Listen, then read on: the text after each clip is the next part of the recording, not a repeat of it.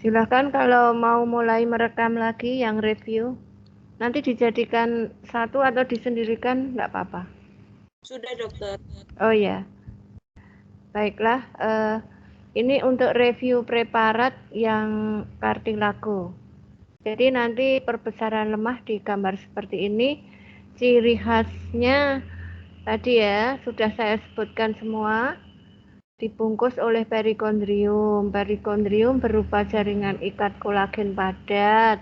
Kondrosit bersifat homogen dan berbentuk fusiformis. Matriknya berwarna pucat, homogen. Fibroblasnya di perikondrium.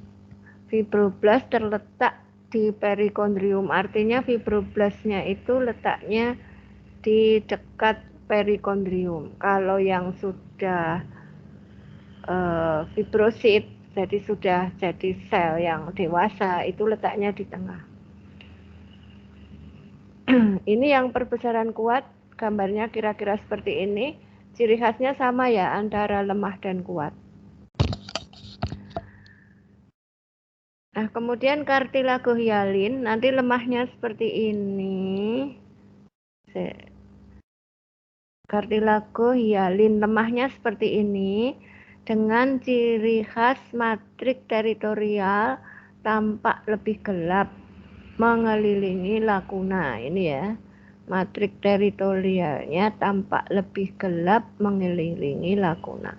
Ini untuk perbesaran kuatnya nanti digambar seperti ini ya, perbesaran kuatnya ini agregasinya. Jadi bagian-bagiannya sama seperti yang sudah saya jelaskan di depan tadi ya, enggak perlu saya ulangi lagi. Untuk reviewnya tinggal ciri khasnya saja. Ciri khasnya dituliskan.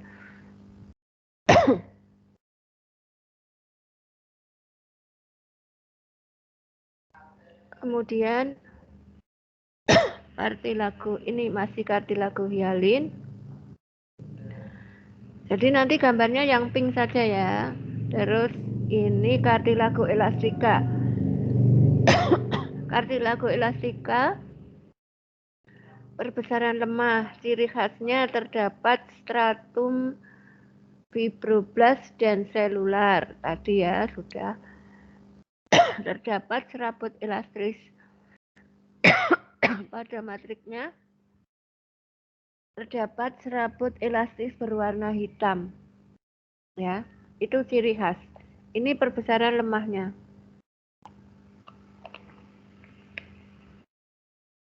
Terus ini adalah perbesaran kuat. Bagian-bagiannya sama seperti yang sudah saya jelaskan di depan.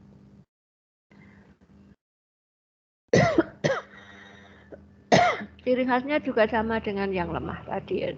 Jadi ciri khasnya jadi satu aja, lemah dan kuat. Nah, ini yang kartilago fibrosa tadi, yang susunannya seperti bulu ayam. Ini kan seperti bulu ayam ya. Mengenai bagian-bagian sudah saya jelaskan di depan. Kemudian ciri khasnya didominasi oleh serabut kolagen, karena namanya juga kartilago kolagenosa ya. Terus serabut tersusun seperti bulu ayam ini ya. Serabutnya tersusun seperti bulu ayam, tidak memiliki perikondrium. Tadi sudah saya jelaskan di awal ya. Terus ini perbesaran kuat. Kalau yang tadi perbesaran lemah, ini yang perbesaran kuatnya. Ciri khasnya sama, bagian-bagiannya tadi sudah saya jelaskan di depan. Ini adalah fibroblast. Yang di tengah-tengah ini fibroblast, ini lakunanya. Terus selanjutnya ini adalah kartilago cum fibre asbestosa. Ini sel yang masih yang masih utuh, yang masih normal. Nah, kemudian yang sel yang rusak akan berkembang menjadi ini serabut asbes. Nah, ciri khasnya sel-sel normal berada di bagian luar dan semakin ke arah dalam sel-selnya mengalami atrofi. Matrik bertransformasi menjadi asbestosa. Jadi matrik dengan sel-sel yang rusak tadi bertransformasi menjadi asbestosa, gitu ya. Nah, ini perbesaran kuatnya. Nah, terus saya lanjut. Ini nanti dijadikan satu aja rekamannya, enggak terlalu banyak. Saya lanjut dengan yang tulang, review dari tulang.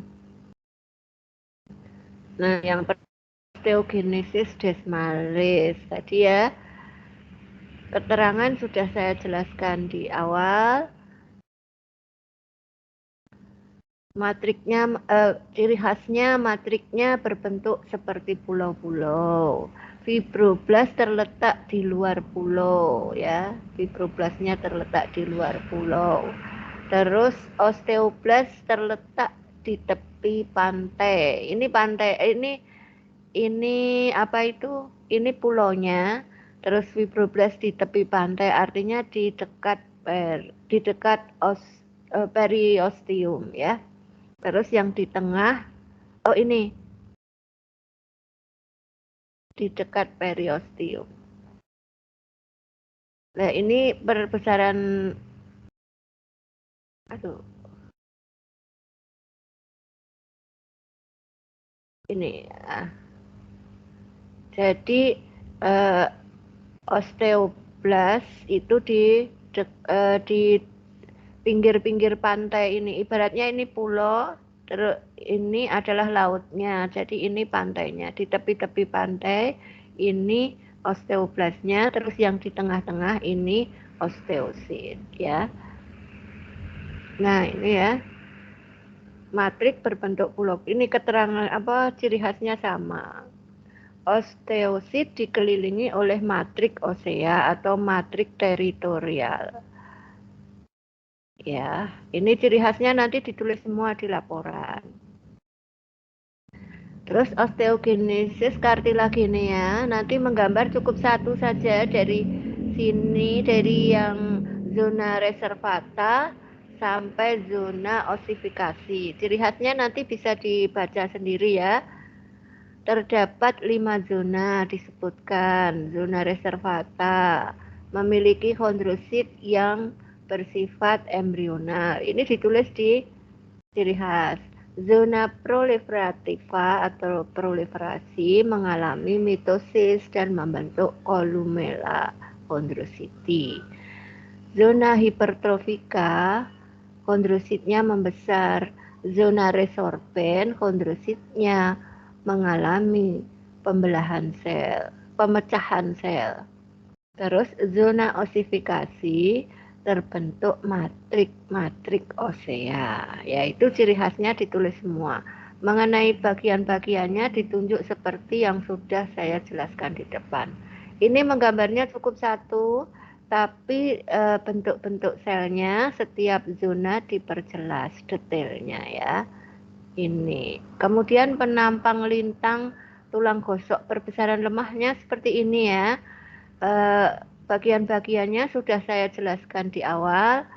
Terus apa itu ciri khasnya osteosit tidak tampak di dalam lakuna ya.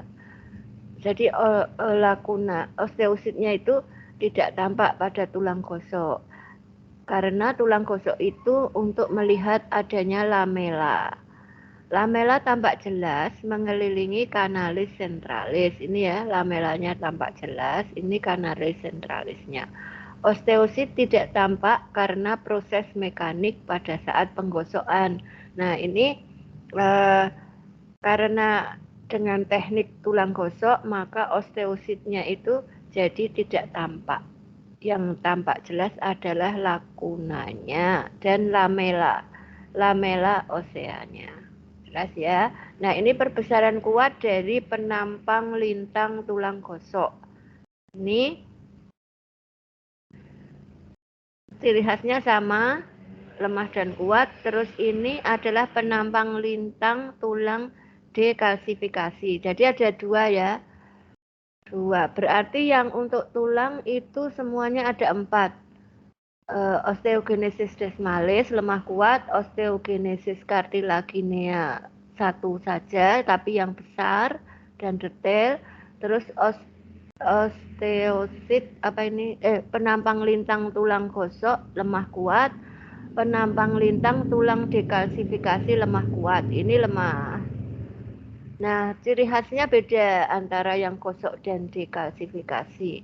Yang mengalami dekalsifikasi, kanalis centralis tampak jelas sebagian lubang di tengah osteonum. Nah, ini ya kanalis centralisnya tampak jelas. Osteosit tampak jelas di dalam lakuna. Ini osteositnya. Nah, ini perbesaran kuatnya. Ini ya, osteositnya tampak jelas kan? Ini osteosit. Ini osteosit, yang putih ini lakunanya. Ini kanalis centralisnya tampak jelas. Terus di sini kan ada kanalis centralis lagi. Lah, ini kanalis perforannya. Ya. Sudah jelas ya? Nanti menggambar 1 osteon saja untuk yang kuat ya. Nah, terus kemudian melintang dan membujur ya, itu tadi yang melintang. Yang gosok juga melintang membujur, yang dekalsifikasi juga melintang membujur. Ini yang gosok yang membujur itu tampak panjang-panjang tadi ya, ciri khasnya. Kanalis centralis tampak sebagai garis tebal memanjang. Lamella osteoni tampak sebagai garis berderet. Lamella osteoni tampak memanjang sejajar kanalis centralis. Nih, yang paling jelas ini adalah kanalis centralisnya. Terus lamella osteoninya sejajar dengan kanalis centralis, tampak panjang-panjang. Ini penampang lintang tulang gosok membujur. Nah, perbesaran lemah, yang ini adalah perbesaran kuat. Ini yang tampak jelas ini adalah kanalis centralisnya. Terus ini osteositnya di lamela tadi, lamelanya sejajar dengan kanalis centralis. Memanjang ya. Ini kuatnya boleh yang ini aja. Lebih tampak jelas ya. Terus sudah. Ya, jadi dekalsifikasi cukup. Jadi ada berapa itu? Pokoknya semua digambar ya. Ya, rekamannya bisa dihentikan. Terima kasih.